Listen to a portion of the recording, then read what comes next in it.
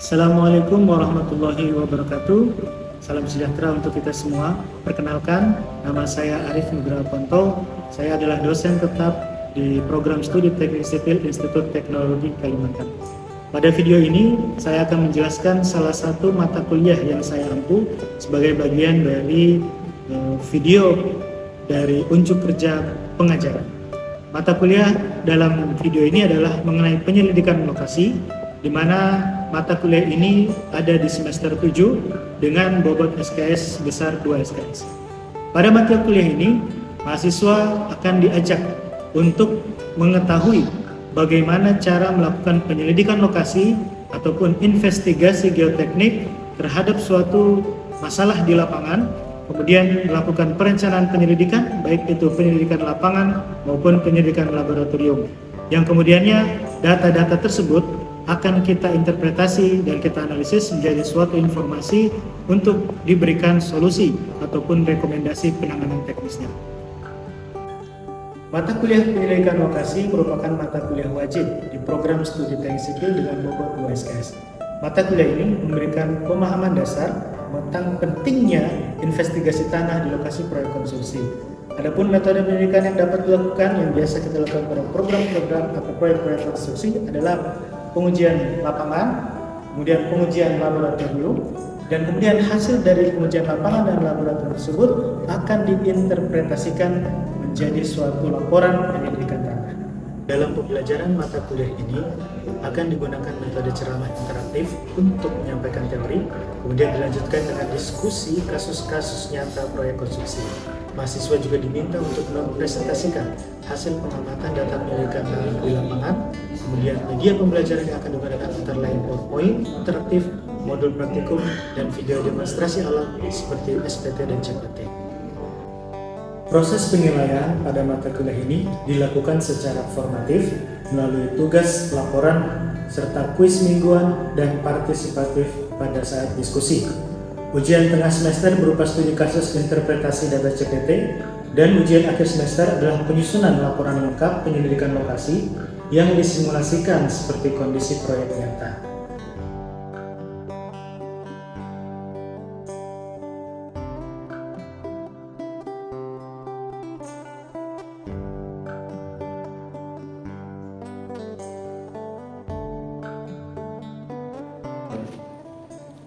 Baik, kita mulai perkuliahan kita pada siang hari ini. Assalamualaikum warahmatullahi wabarakatuh. Selamat siang, salam sejahtera untuk kita semua. Baik, pertama-tama saya mau menanyakan kabar dulu. Bagaimana kabarnya hari ini? Oke. Walaupun hujan tapi tetap semangat ya. Terima kasih atas kehadirannya. Nah, di mata kuliah kita pada siang hari ini adalah mata kuliah pilihan dengan nama mata kuliah penyelidikan lokasi. Nah, bobot SKS-nya adalah 2 SKS. Nah, di sini sudah semester 7 ke atas semua ya. Nah, sudah semester 7, jadi ini merupakan mata kuliah lanjutan dari mata kuliah dasar yang sudah kalian program sebelumnya. Nah, di sini sebagai koordinator mata kuliah saya sendiri dan juga yang menyusun RPS. Kemudian RPS ini sudah disetujui oleh koordinator program studi yaitu Bu Hijriah. Ada beberapa hal yang perlu kita ketahui terkait mata kuliah ini. Yang pertama adalah CPL ya. CPL yang dititipkan di mata kuliah. Dari SNDikti mensyaratkan bahwa untuk level sarjana itu harus memiliki capaian-capaian pembelajaran lulusan gitu ya. Nah, capaian-capaian ini yang menentukan bahwa seseorang ini layak dikatakan sebagai seorang engineer atau sarjana teknik sipil. Nah, dari banyak standar tersebut ya, nah kemudian di breakdown, dibagi, dititipkan di mata kuliah ini. Saya jelaskan yang pertama adalah aspek sikap. Dari aspek sikap, yang pertama adalah menunjukkan sikap bertanggung jawab atas pekerjaan di bidang keahliannya secara mandiri. Kemudian kemampuan umumnya adalah mampu menunjukkan kinerja mandiri, bermutu dan terukur. Kemudian kemampuan khusus umum yang lain, mampu mengambil keputusan secara tepat dalam konteks penyelesaian masalah di bidang keahliannya berdasarkan hasil analisis informasi dan data. Nah ini harus jadi pegangan kalian sebagai seorang engineer. Jangan sampai nanti ketika kalian menyelesaikan masalah itu tidak by informasi atau by data. Itu jangan sampai ya. Dan sampai ini istilahnya meramal seperti dukun, tidak bisa. Kita sebagai seorang engineer, seorang orang teknik ya, apalagi teknik sipil, berbicara kemudian memberikan rekomendasi, itu semuanya harus ada data dan ada informasinya. Jangan sampai berani menjudge atau memberikan solusi tanpa ada data. Jadi istilahnya terawang-terawang ini. Nah, itu mungkin praktikal bisa, tapi tetap harus nanti didukung dengan data. Nah, ini sebagai syarat dari capaian pembelajaran lulusan. Jadi lulusan nanti kalian lulus jangan sampai jadi tukang peramal gitu ya, jangan. Tapi harus bisa berdasarkan informasi dan data. Kemudian dari aspek pengetahuan tentunya harus menguasai konsep-konsep teoritis, rekayasa, perencanaan, bidang struktur, SDA, transport, geotek, dan MK. Kemudian dari segi pengetahuan lain adalah punya pemahaman konsep dan prinsip keselamatan dan kesehatan kerja, baik itu di laboratorium maupun di lapangan. Kemudian kemampuan khusus nanti adalah menyelesaikan masalah rekayasa kompleks di bidang teknik sipil. Ada antara lainnya mengidentifikasi, memformulasi, menganalisis, dan menemukan sumber masalah rekayasa sipil. Yang kedua, mengusulkan solusi yang terbaik untuk masalah yang terjadi tersebut. Nah ini jadi diharapkan nanti setelah lulus bisa punya kemampuan seperti ini. Nah, di mata kuliah ini nanti akan kita coba capai. Ada secara umum ada 4 ya. ILO atau Intended Learning Outcome, ini sebagai syarat dari kita terakreditasi internasional, kita buat lebih ringkas, jadi capaian pembelajaran lulusan yang versi ringkasnya. Nah ini ada di 4 item ini. Silahkan bisa dibaca sendiri. Kemudian pada mata kuliah ini untuk mencapai CPL yang tadi, nah itu di breakdown, dibagi di mata kuliah. Mahasiswa mampu membuat perencanaan, penyelidikan, membuat laporan, serta yang terakhir rekomendasi hasil penyelidikan dan eksperimental geoteknik. Dalam metode penilaian nanti dalam mata kuliah ini ada 4 komponen penilaian, yaitu dari tugas-tugas, kemudian dari kuis-kuis dan nilai harian, kemudian ada UTS, ujian tengah semester, dan ujian akhir semester. Nah masing-masing nanti punya bobot dan total bobotnya adalah 100%. Deskripsi mata kuliah nanti bisa dibaca sendiri ya, bahwa pendidikan lokasi itu penting ya. Ketika kita melakukan pekerjaan rekayasa sipil, itu harus ada penyelidikan lokasi terlebih dahulu. Ya, penyelidikan lokasi ini adalah tahapan kita mengumpulkan informasi dan data. Tadi di depan ya, hubungannya adalah pengumpulan informasi dan data. Nah, dari penyelidikan lokasi inilah kita akan tahu, oh ternyata kriteria desain yang dibutuhkan seperti ini, kondisi aktual di lapangan seperti ini. Dari situ nanti kita akan membuat analisis, kemudian memberikan solusi atau rekomendasi. Nah, di situ juga termasuk kalau kita melakukan penyelidikan lokasi, kita harus tahu caranya menyelidiki tanahnya, penyelidikan tanah. Kemudian alat apa yang diperlukan, kemudian jenis pengujiannya apa saja. Karena tidak mungkin semua pengujian di lab kita mau uji kan. Di situ misalnya lereng, tapi kita uji di situ konsolidasi. Nah, kurang pas. Konsolidasi itu cocoknya untuk fondasi karena dia penurunan ya, terhadap waktu. Jadi kalau lereng pengujiannya direct shear atau triaxial. Nah, itu yang paling pas. Nah, itu kalian juga harus paham gitu. Pengujian apa yang diperlukan. Kemudian kemampuan juga nanti kita akan capai ya dengan cara metode pembelajaran yang berbasis kasus. Kemudian juga kita bahas bagaimana mulai dari penyiapan data geotekniknya, kemudian merencanakan apa saja penyelidikan geotekniknya diperlukan dan apa saja penyelidikan laboratorium atau pengujian lab yang dibutuhkan. Bahan kajiannya ada 3. Yang pertama adalah kita bahas tentang kajian perencanaan dan desain penyelidikan tanah, kemudian bagaimana melakukan penyelidikan lapangan, yang ketiga membuat laporan hasil penyelidikan. Pustakanya di sini secara umum ada 3 tapi tidak terbatas, jadi nanti bisa dikembangkan ya, mulai dari jurnal, buku-buku, referensi dan sebagainya. Media pembelajaran kita lewat LMS ya. Kemudian juga mungkin kita akan melakukan hybrid blended learning, jadi secara tatap muka dan juga nanti bisa melalui kelas online ya. Jadi bisa kita hybrid, kemudian ada PowerPoint dan video-video tutorial. Nah, prasyaratnya karena ini merupakan mata kuliah lanjutan, jadi syaratnya adalah sudah lulus atau pernah memprogram pengantar geologi dan metan, kemudian teknik fondasi, timbundan, dan metode perbaikan tanah. Semua mata kuliah ini adalah mata kuliah wajib di bawah semester 7. Oke, ini adalah beberapa konsep pembelajaran dalam mata kuliah ini. Jadi kita akan yang pertama melakukan pendidikan lokasi. Apa sih yang diperlukan? Apa sih perencanaan yang kita lakukan? Nah, yang pertama tentunya ada dibagi dua. Perencanaan penyelidikan lokasi itu ada dua. Penyelidikan di lapangan, kemudian yang kedua adalah pengujian di laboratorium. Nah, dari dua ini kemudian nanti kita akan lanjut mendesain. Nah, kita sudah tahu nih di lapangan apa saja nih yang dibutuhkan, datanya apa saja yang diperlukan. Kemudian di lab, kita mau ini, butuh parameter ini untuk mengetahui ini. Nah, hubungan-hubungan inilah nanti yang akan kita desainkan. Kita mempersiapkan desain penyelidikan lapangannya.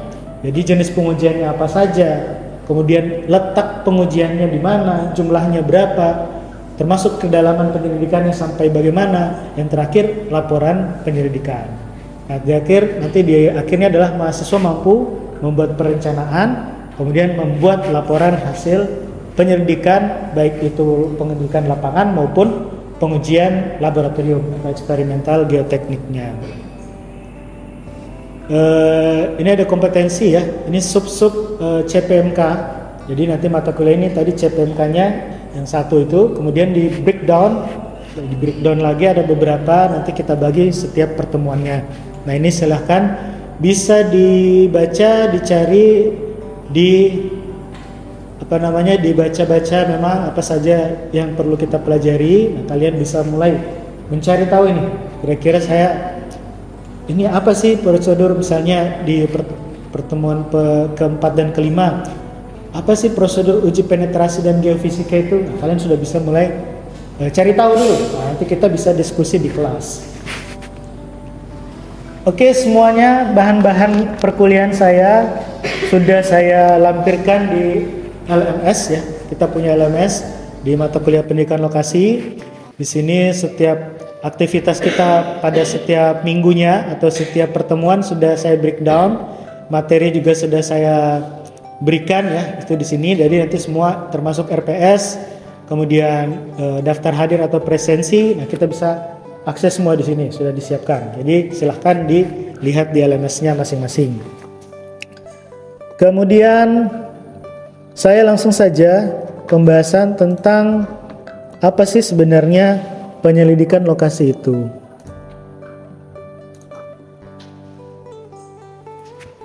Nah, CPMK kita dalam mata kuliah ini membuat perencanaan dan laporan akhir. Nah, di pertemuan pertama ini kita harus paham dulu apa sih sebenarnya tujuan dari kita melakukan penyelidikan lokasi itu.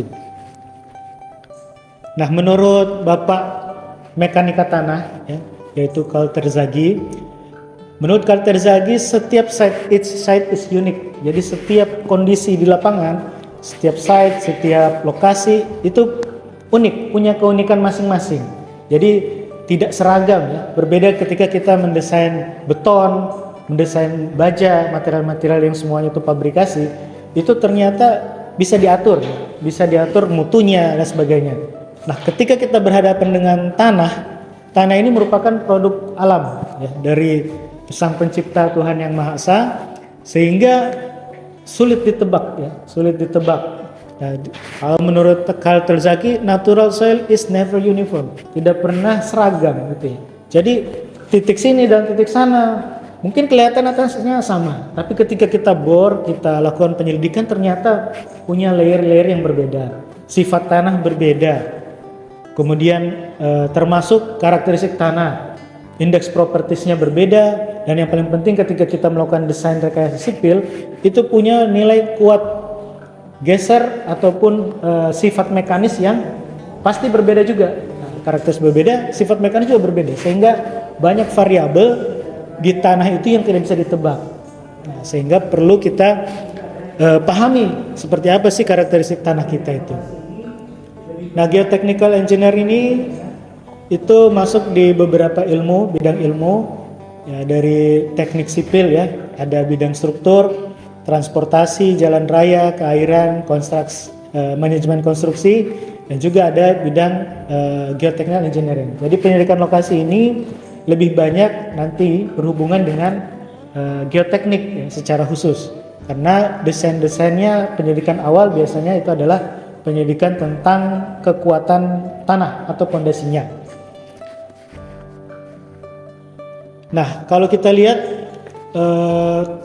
semua bangunan struktur kita ya, itu secara umum ya, sampai pada detik ini itu masih berada di atas tanah. Ya, belum ada yang melayang gitu ya, yang terbang gitu di angkasa mungkin ada, tapi tentu harganya mahal. Secara umum pasti bertumpu di atas tanah. Kalau kita lihat dari ujung sana ya, mulai dari pegunungan sampai lautan terdalam gitu ya, semuanya pasti bertumpu di atas tanah gitu ya. Tanah atau batuan. Jadi kalau di atas ada slope untuk natural slope, kemiringan lereng, gunung dan sebagainya. Kemudian di situ ada pekerjaan, kita lakukan cutting, galian di situ, galian untuk jalan ataupun pekerjaan apa saja. Kemudian galian itu kadang kita buat untuk timbunan, kadang untuk nimbun, bikin bendungan untuk menampung air, itu ya timbun. Nah, kemudian juga termasuk konstruksi struktur bangunan, itu butuh pondasi yang berdiri di atas tanah. Lanjut lagi di bawahnya ada ternyata ekskavasi ini galian dalam gitu ya, galian dalam untuk basement, untuk terowongan. Kemudian di jalan dan sebagainya, ini semua adalah sampai di offshore foundation, sampai di ketika ada struktur bangunan air pantai ya, offshore, itu juga ternyata butuh pondasi ya, di bawahnya untuk mengikat supaya strukturnya di atas bisa aman dan stabil gitu. Nah, kalau dilihat ya secara umum secara pasti kita harus berhubungan dengan tanah gitu.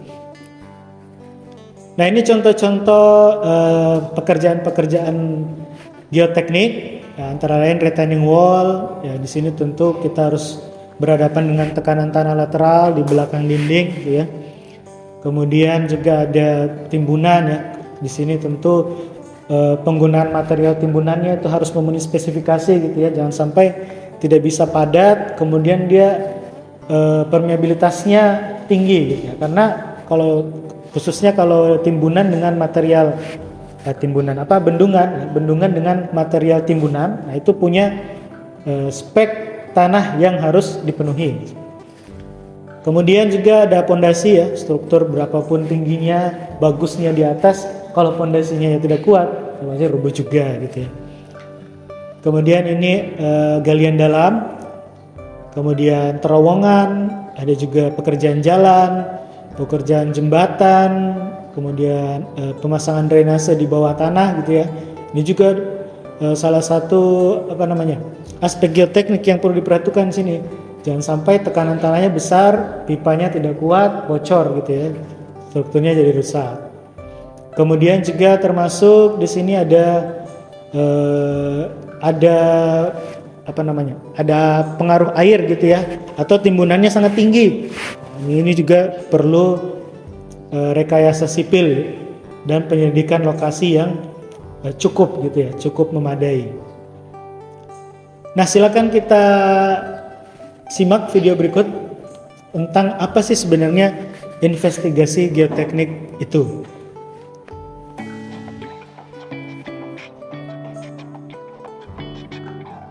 Hi, I'm Hazel from the Level Crossing Removal Project.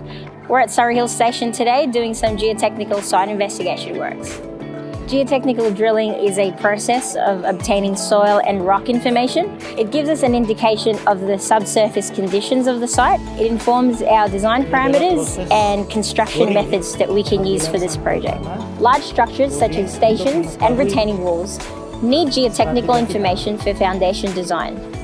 We can also use this data to inform our construction methodology, program duration, and required work area. The benefit of doing geotechnical investigations is that we obtain site-specific information early that informs our planning. The challenge of doing geotechnical investigations at a dangerous and congested level crossing such as this is that we are in a busy urban environment, so there is not a lot of room to do the drilling. We thank everyone for being patient and cooperative while we complete this important stage of our project. Oke. Nah, bisa kita lihat. Authorised by bahwa Victorian ternyata Government, 1 sebelum, Treasury Place, Melbourne. apa namanya? Sebelum kita melaksanakan suatu konstruksi, merencanakan desain konstruksi, tentunya konstruksi itu berada di atas tanah, tanahnya harus kita jamin aman dulu, aman dulu. Nah, jadi kalau kita bagi pendidikan geoteknik yang akan kita lakukan, kita bagi dua tadi ya. Ada yang di lapangan, ada juga yang di laboratorium. Sampel yang ada di lapangan itu nanti yang kita uji di laboratorium, karena tidak bisa kita dapatkan nilainya langsung. Misalnya kayak tadi kuat geser tanah, gitu. Data permeabilitas, kemudian nilai CU, CC, banyak sekali ya. Parameter itu tidak bisa hanya di lapangan dilihat gitu saja, tidak bisa. Harus ada pengujian, standar pengujiannya. Nah, sehingga perlu kita lakukan dulu perencanaan di sini. Kira-kira apa saja nanti yang kita lakukan di lapangan. Kita perlu melakukan pengujian apa saja di lapangan. Kemudian sampelnya kita butuh berapa banyak, berapa titik, itu nanti kita bawa ke laboratorium. Nah, apa sih gunanya? Nah, gunanya supaya kita paham kondisi lokasi pekerjaan, khususnya kondisi di bawah permukaan. Karena kita berdiri di tanah nih, kita tidak tahu nih di bawah kita ini apakah ada lubang, apakah ada air, apakah ada emas gitu ya, batu bara atau dan sebagainya, kita tidak tahu. Nah, sehingga kalau khususnya hubungannya dengan pekerjaan konstruksi, untuk bisa memahami itu maka kita perlu melakukan penyelidikan lapangan. Nah, ini contoh stratigrafi tanah ya. Saya kita lihat, oh ternyata berbeda-beda.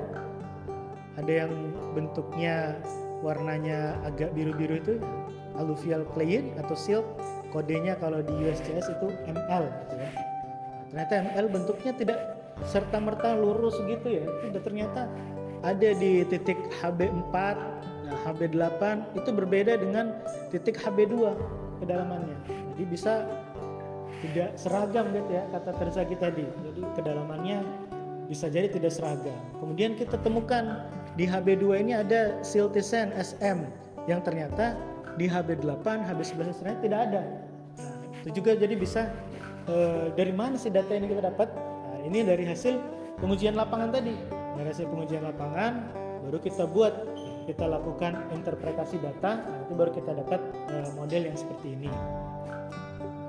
Nah, apa saja sih yang perlu kita ketahui ya? Sifat dan kualitas tanahnya, termasuk profil lapisan tanah, kondisi geologi, yang penting juga adalah posisi variasi muka air tanah, sifat fisik dan batuan, sifat fisik tanah dan batuan. Kemudian kalau ada kontaminasi, kalau di situ ada unsur-unsur misalnya ada limbah-limbah yang perlu ini juga perlu kita cari tahu. Kemudian data-data umum struktur yang ada di dekatnya itu juga perlu kita ketahui, apakah ada gedung, pernah dibangun apa gitu ya.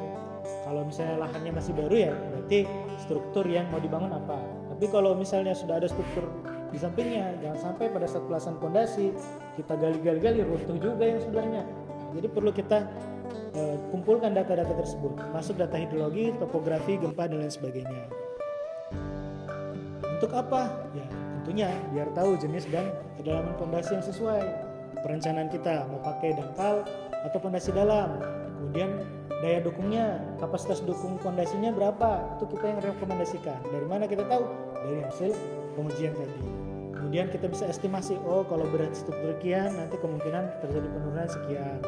Kemudian permasalahan-permasalahan lain yang mungkin akan terjadi ya pada saat konstruksi, pada saat sebelum pelaksanaan konstruksi atau pada saat pelaksanaan konstruksi, dan yang paling penting setelah konstruksi dibangun. Itu semua perlu kita kita ketahui, kita tahu, kita identifikasi, jangan sampai nanti itu semua menjadi hal-hal yang menyebabkan konstruksi kita gagal, itu jangan sampai. Nah, perlukah? Ya tentunya sangat perlu ya. Kalau kita lihat, ada yang tahu ini gambar apa? Yang ini Monas. Yang atas Paris. Yang bawah Petronas. Yang atas, yang kanan Burj. Nah, di mana itu ya? Qatar, Dubai. Nah, dari 4 lokasi ini yang sudah pernah ke Monas siapa? Angkat tangan. Oh, Henry, baru Henry. Waduh, ini sudah mau lulus ini tapi belum pernah jalan-jalan. Oke, kalau gitu nanti kita jalan-jalan lah ya di Monas. Nanti mudah-mudahan ada proyek di sana, kita bisa jalan-jalan sana. Amin. Nah, oke. Nah, bangunan ini kalau kita lihat semuanya tuh bangunan high structure, tinggi, gitu ya. Nah, tidak mungkin bangunan tinggi ini pondasinya juga biasa, perlu penyelidikan yang matang untuk merencanakan pondasinya. Nah, ini kalau bangunan-bangunan tinggi yang apa ini, Nakheel Tower itu 1200 gitu ya. Nah, ini proses pembangunan tadi. Apa sudah tadi ini? Burj Khalifa. Ternyata pondasinya seperti itu ya. Nah, ini kalau kita lihat kedalamannya itu sampai 70 meter ya, kurang lebih ya. Jadi dimulai start Januari pekerjaannya di ekskavasi digali, kemudian mulai Februari mulai piling-pilingnya datang, itu di Februari 2004 itu pekerjaan fondasi itu Februari 2004. Kemudian superstructure-nya di Maret 2005. Artinya apa? 1 tahun itu dia kerjakan fondasi. Dari 2004 sampai 2005 itu adalah pekerjaan fondasinya. Nah, kalau dilihat seperti inilah fondasinya. Ini dia punya pile-pile ya. Jadi dengan lebar, saya lupa ini berapa lebarnya ya. Itu kedalaman fondasi 70 meter. Kemudian ada 192 pile dengan diameternya 1,5 meter. 1,5 meter itu gimana ya? Ini 1 meter setengah. Dan sini besarnya. Mungkin segini loh. Itu lebar fondasinya. Ada 192 pile fondasi. Kemudian dalamnya adalah 70 meter. Nah, 70 meter ini berapa lantai ini? Kalau kita bagi 4 kira-kira. Banyak ya. Jadi cukup dalam fondasinya. Nah, sehingga kalau dilihat tanahnya seperti itu ya, tanah fondasinya. Nah, ini kalau lihat alat-alatnya udah kecil-kecil semua. Nah, ini gambaran saja bahwa ternyata di balik struktur yang bagus tinggi ya ternyata ada pekerjaan fondasi yang tidak kelihatan gitu. Tidak kelihatan. Nah, apa sih resikonya kalau kita tidak memperhatikan hal-hal tadi, tidak melakukan penyelidikan tanah, tidak punya informasi, sehingga desain kita nanti akhirnya tidak sesuai dengan kondisi aktual di lapangan. Nah, ini contoh-contoh kegagalan ya. Itu bisa dilihat. Nah, ini adalah contoh kegagalan galian dalam. Coba kita lihat videonya.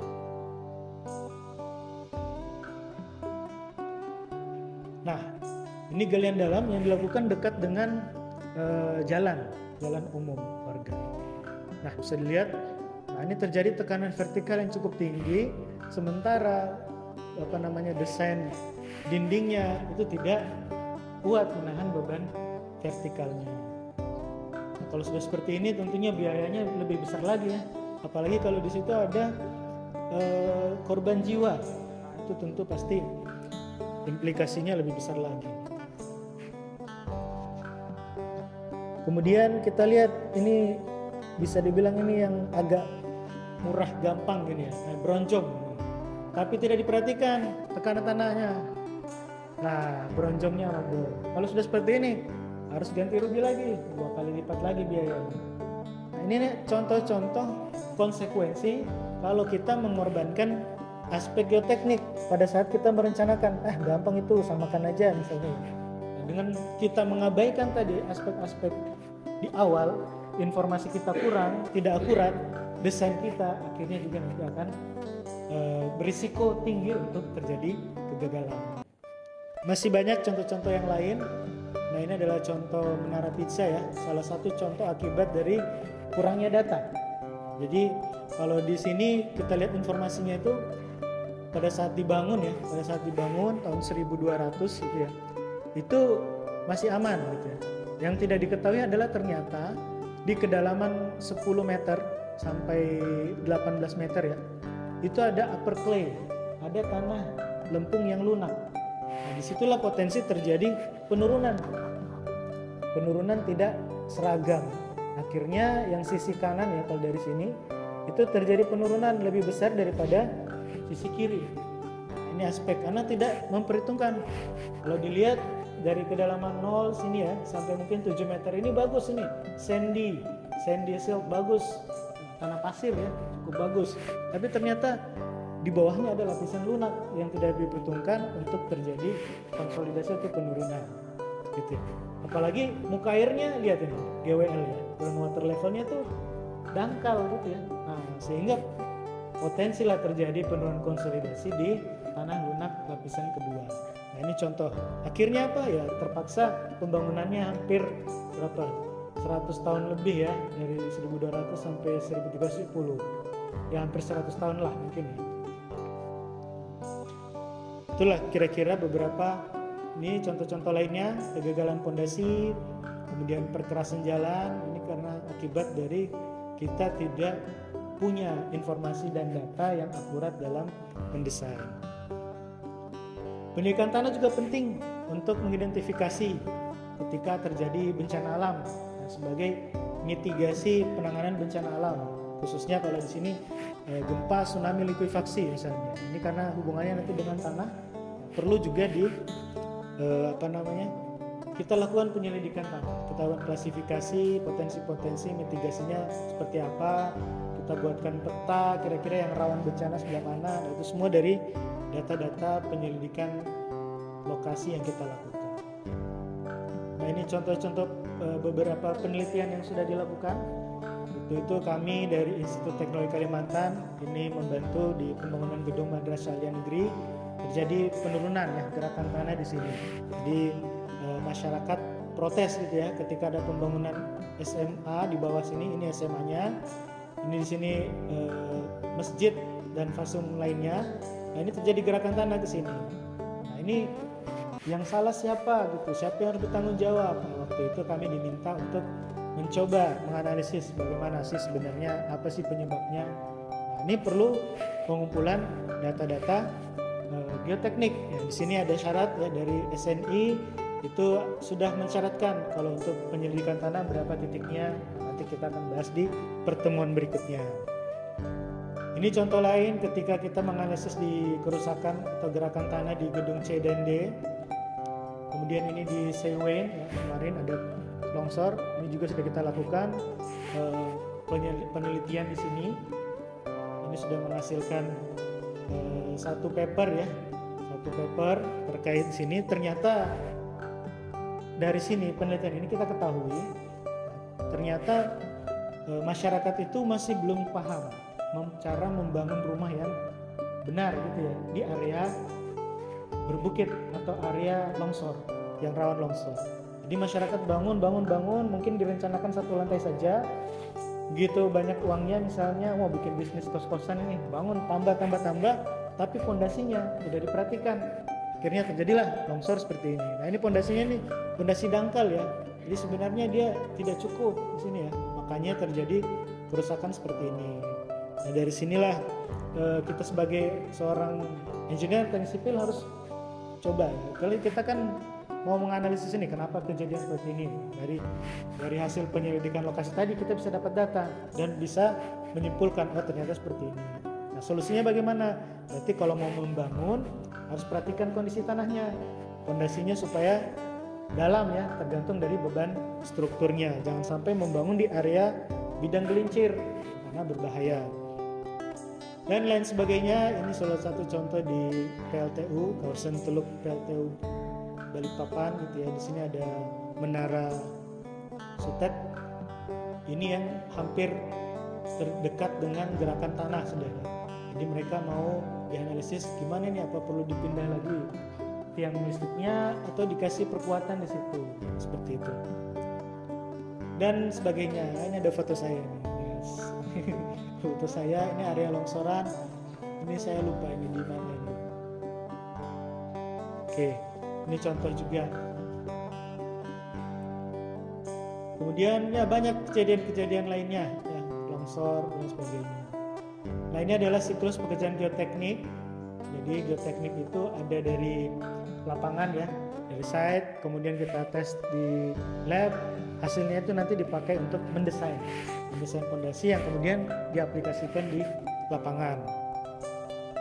Nah, kalau secara organisasi ada 3 macam menurut Wesley 2010.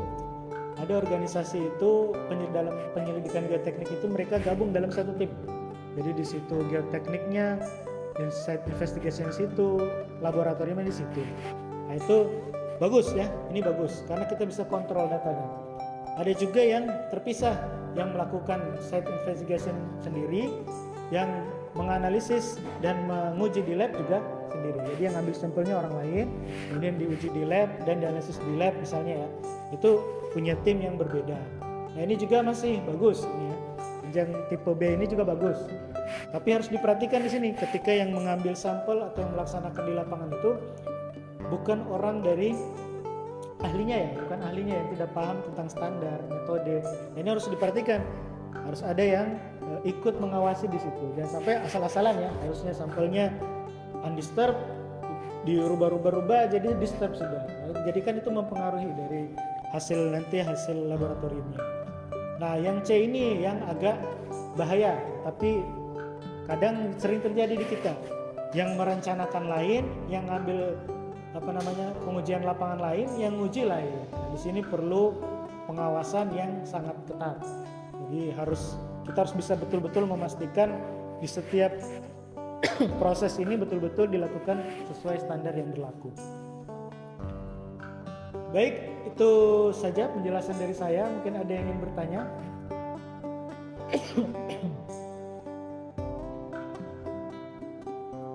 Silahkan kalau ada yang bertanya. Baik, untuk tugas di minggu depan, silakan dibuka LMS-nya. Di pertemuan pertama, ini sudah dibagi daftar nama dan pembagian topik tugas per kelompok. Nanti silahkan dilihat sendiri kelompoknya di mana, tugasnya apa. Nah, kemudian nanti silakan membuat tugas dengan ketentuan yang ada di LMS.